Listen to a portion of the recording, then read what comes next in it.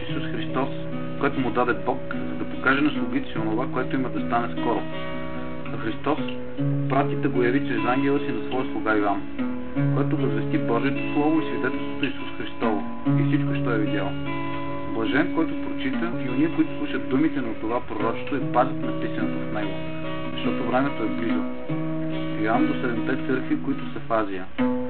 Благодат и мир да бъде на вас от онзи, който е, и който е бил, и който иде, и от 7-те духове, които са пред неговия престол, и от Исуса Христа, който е верният свидетел, първородният от мъртвите и началникът на земните царе, на този, който ни люби и ни развърза от греховете ни чрез кръвта си, и който ни е направил царство от свещеници на своя Бог и Отец. На него да бъде слава и господство в вечни векове.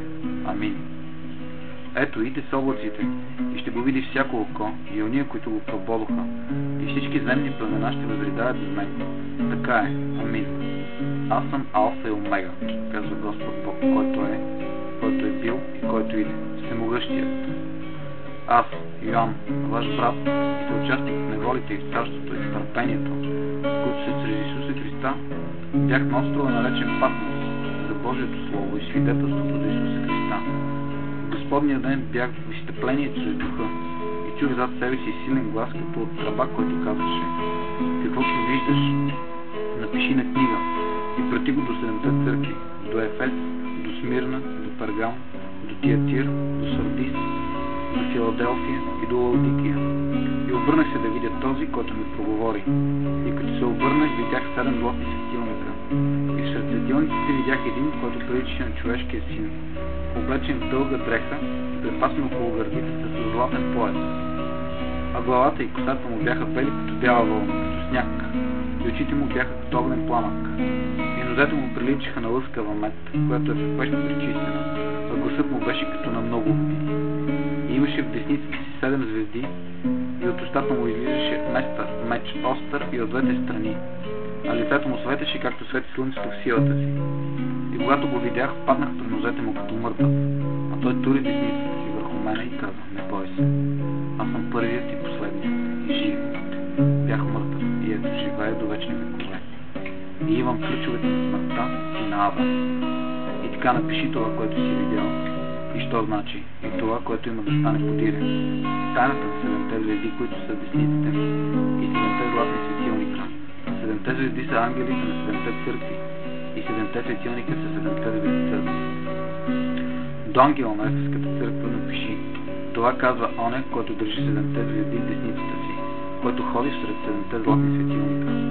Знае твоите дела, труда и търпението ти, и че не можеш да търпиш злите човеци, и си изпитал уния, които наричат себе си апостоли, а не са, и си ги намерил лъжливи.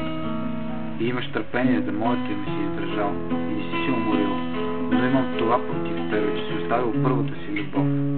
И тъй спомни си от те си изпаднал, и покай се, и върши първите си дела. И ако не, ще дойда при тебе скоро и ще дигна светилника ти от мястото му, ако се не покаеш. Но имаш това, че мразиш делата на Николаите, които и аз мразя. Който има ухо, нека слуша, що говори духът към църквите. На този, който победи, ще дам да яде от дървото на живота, който е сред Божия рай. До ангела на Смирненската църква пиши: това казва първият и последният, който стана мъртъв и оживя. Знаят твоите дела, твоята скръб и сиромашия, но пак си богат. И как те клеветят ония, които наричат себе си юдеи, а не са, но сатанинска синагога. Не бой се от това, което скоро ще пострадаш. Ето, дяволът скоро ще тури някой от вас в тъмница, за да бъдете под изпитание. И ще имате скръб 10 дни. Бъди верен до смърт, а аз ще ти дам за венец живота. Който има ухо, нека слуша, що говори духът към църквите. Който победи, няма да бъде повреден от втората смърт. До ангела на Пергамската църква пиши: това казва той, който има двуострия меч. Знае къде живееш, там дето е престолът на Сатана. И държиш здраво името ми. И не си се отрекал в вярата си в мене. Даже дните на моя верен свидетел Антипа, когато убиха между вас, където живее Сатана. Но имам малко нещо против тебе, защото имаш там някои, които държат учението на Валаама, който учеше Валака да постави съблазън пред израелтяните, да дадат идоложертвено и да блудстват. така също имаш и ти някои, които държат подобно на уния учението на николаитите. Затова покай се, и ако нещо дойде при тебе скоро, и ще го имам против тях с меча си, който излиза от устата ми. Който има ухо, нека слуша, що говори духът към църквите. Но тогава, който победи, ще дам от скритата манна, ще му дам и бяло камъче, и на камъчето ново ми е написано, което никой не познава, освен оня, който го получава. До ангела на Тиатирската църква пиши: това казва Божият син, който има очи като огнен пламък, и чието нозе приличат на лъскава мед. Знае твоите дела, и любовта, вярата, служението и търпението ти, и че последните ти дела са по-много от първите. Но имам против тебе това, че търпиш жената Езавел, която нарича себе си пророчица и която учи и прилага моите слуги да блудстват и да ядат идоложертвено. И дадох и време да се покая, но не иска да се покая от блудството си. Ето, аз и скоро ще я тръщна на болно легло и ще я туря в голяма скръб уния, които прелюбодействат с нея, ако се не покаят от нейните с тях дела. И чедата й ще убия с мор, и всичките църкви ще познаят, че аз съм, който изпитва вътрешности и сърца, и ще въздам на всеки от вас според делата му. А на вас останалите в Тиатир, които не държат това учение и които не са познали дълбоките работи, както тия ги наричат на Сатана, казвам: няма да наложа на вас друг товар, но дръжте онова, което имате, докле дойда.